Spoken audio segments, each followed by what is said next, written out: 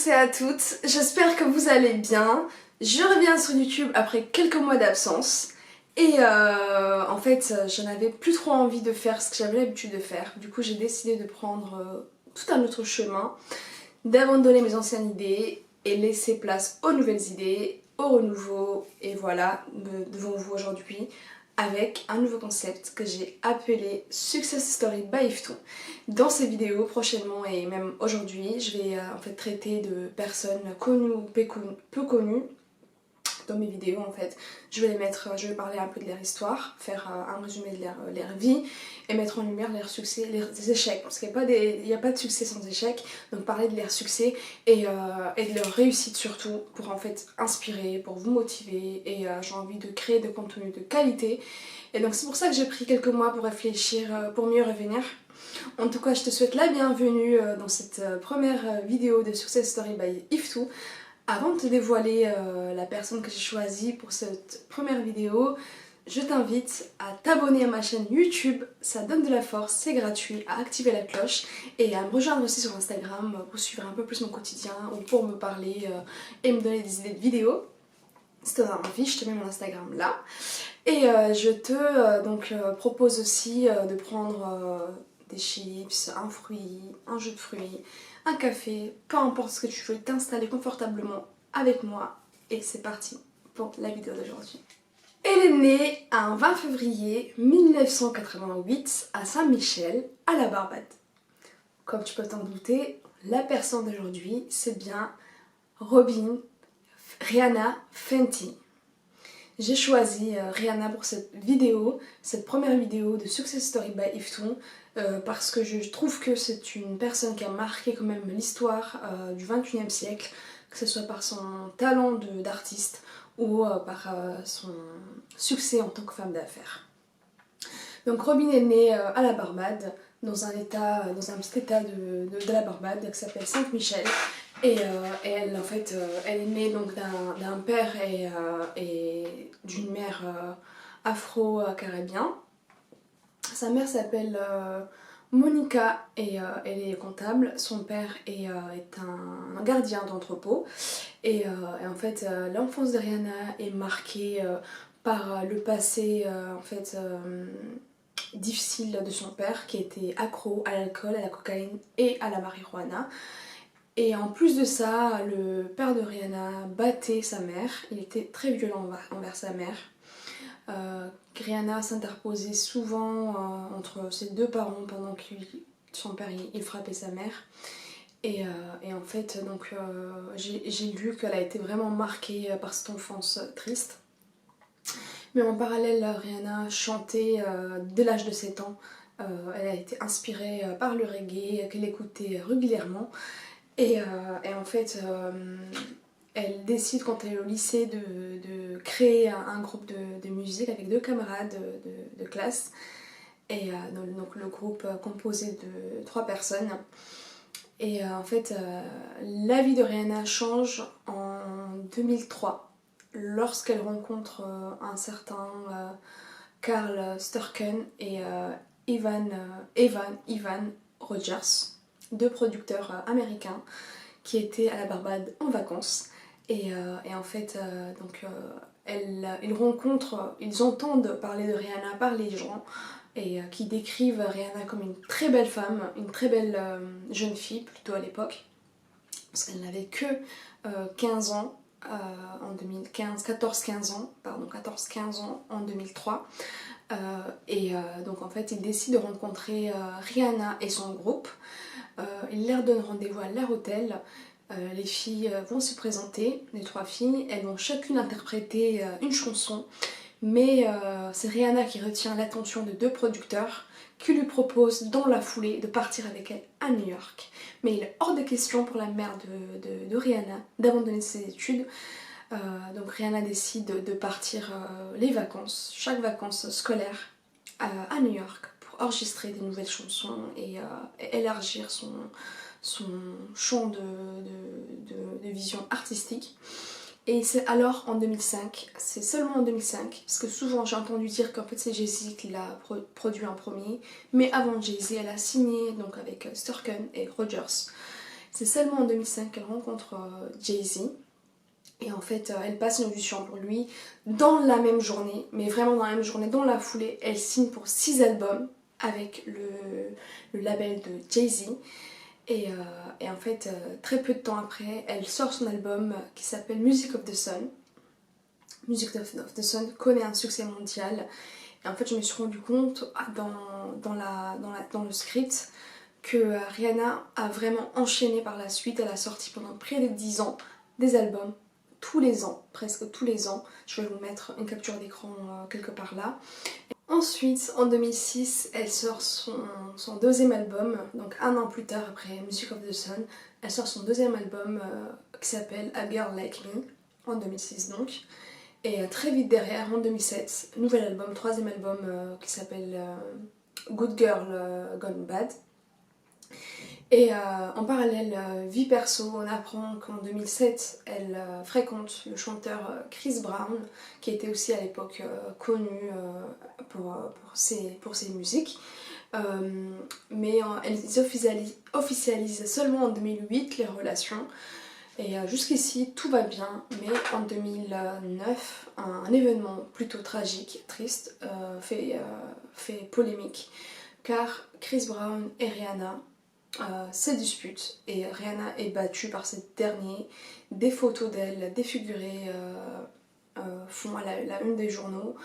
Et en fait, pour la petite histoire, Chris Brown et Rihanna rentraient d'une soirée lorsqu'ils se sont disputés à cause d'un message que Chris Brown a reçu de la part de son ex. Rihanna a donc vu le message et elle a en fait demandé des comptes à son compagnon de l'époque, mais celui-ci a très mal réagi et a pris la tête de Rihanna en fait, et il a commencé, vraiment c'est horrible, il a commencé à la taper contre la vitre. Et en fait, Rihanna elle s'est retrouvée défigurée, elle a essayé de se débattre et d'appeler en fait les secours, quelqu'un pour l'aider, mais ce dernier prend son téléphone, elle le jette par la fenêtre. Et en fait là, il y a une personne qui passe devant en fait, et qui remarque ce qui se passe et qui vient donc en aide à Rihanna et qui appelle la police. D'ailleurs c'était une fan, mais Rihanna était tellement défigurée à ce moment-là par les coups de son ex qu'elle était méconnaissable, la fan ne l'a même pas reconnue. Et donc les photos d'elle que la police a pris et que les infirmières ont pris à l'hôpital ont en fait apparu sur internet. Des personnes ont volé et ont vendu les photos. C'est comme ça que le monde entier a été choqué par cette nouvelle. Et en fait, donc Rihanna a traversé à ce moment-là une période très compliquée parce qu'en parallèle de ça, j'ai lu un peu plus tard qu'elle était en faillite également parce que en fait elle avait confié donc la gestion de son argent à un comptable mais qui a mal géré son argent, et donc elle s'est retrouvée à bord de la faillite, au bord de la faillite, et elle décide de porter plainte donc contre son comptable, et son comptable en fait était obligé de la rembourser, il la rembourse. Donc elle a perdu une somme de 10 000 euros parce qu'elle avait 11 000 euros, elle se retrouve plus qu'avec 1 ou 2 millions d'euros. Bon, vous me direz que c'est déjà pas mal, mais voilà, dans le milieu de... Il faut savoir que dans ce domaine-là, dans le milieu des riches et des célébrités, etc., tout ce que nous on dépense, une personne normale dépense, eux il faut mettre 2 ou 3 zéros derrière, ça veut dire qu'en fait ça revient beaucoup plus cher, même un mode de vie cher, et ça va très vite d'être là et de se retrouver en fait là. Ça va vite de monter, mais ça va très vite, encore plus vite de descendre. Et donc voilà, Rihanna porte plainte contre son comptable et il la rembourse. Toujours cette même période de Chris Brown, conflit, etc.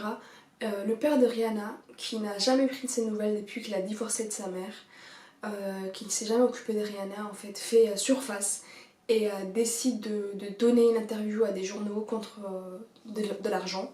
Donc il vend en quelque sorte sa parole. Et il vient dire qu'en fait Rihanna a toujours été violente et que ce qui se passe avec son ex Chris Brown ne l'étonne même pas.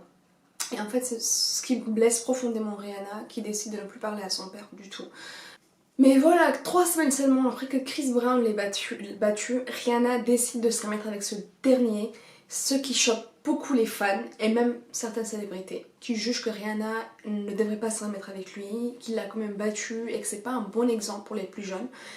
Et suite aux polémiques et aux fans mécontents, Rihanna décide de les écouter et de rompre avec Chris Brown pour de bon et de se concentrer à sa carrière d'artiste.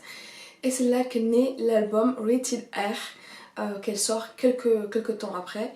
On va cette fois-ci monter un peu plus avancé dans le temps.